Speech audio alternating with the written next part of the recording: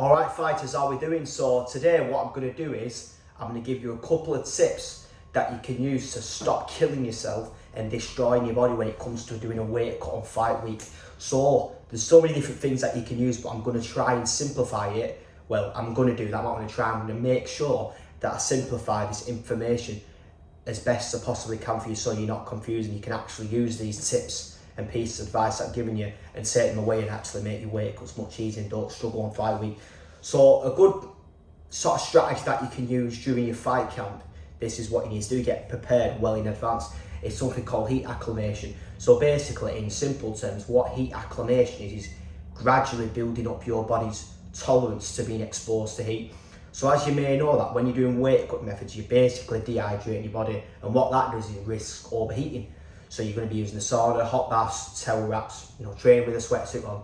So what you can do is you can gradually build up to doing sessions. So you can start with 1, 2, build up to 3 or 4 per week, and that'll get your body used to actually being exposed to this heat, which means that when it actually comes to your fight week and you're doing your weight cut, you won't struggle as much, it won't be sort of like foreign, and your body will be familiar with the methods that it's used, and it won't put as much stress on your body. It'll be able to deal with it, it'll be adapted. It's a really good strategy that you can use.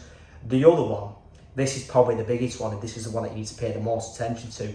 Stop binging and stop blowing up in weight after your fights. The amount of fighters that I've seen and even worked with who after the fights go on these massive binging sprees of 2-3 weeks, and before you know it, 10, 12, 13 kilograms has been added to the scale weight.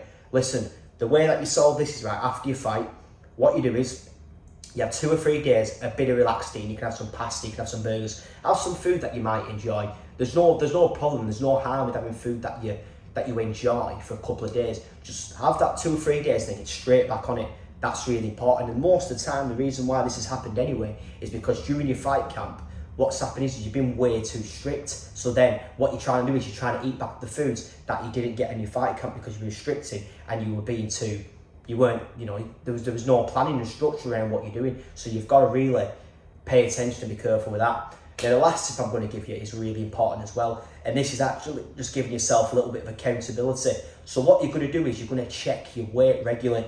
Now a lot of fighters will panic with this because they'll get scared if it goes up and it goes down, but let me just tell you what you need to do. 3 times per week, Monday, Wednesday and Friday, or you could even do Tuesday, Thursday and Sunday. The main reason why you're going to do this, check your weight, is because it's like whatever you don't track, you don't measure. So if you're going into your fight camp and coming close to your fight week and you're just guessing your weight and you're just checking, 2 weeks before your fight, there's no wonder why you're going to have to do a big weight cut. But if you actually check at the early of your camp, so if you have a 3-month or 12-week fight camp, you check your weight even at the beginning and you carry this on up until your fight week 3 times a week, you're going to be able to make changes and actually see where the scale's moving. So don't panic as well if the weight does change. It goes up, it goes down, it stays the same, because throughout your camp, when you're eating different amounts of food and you're eating a large meal volume, the weight is going to fluctuate and change. But the main thing and the main reason why this is important is because you actually know what's going on rather than guessing it. It's so important.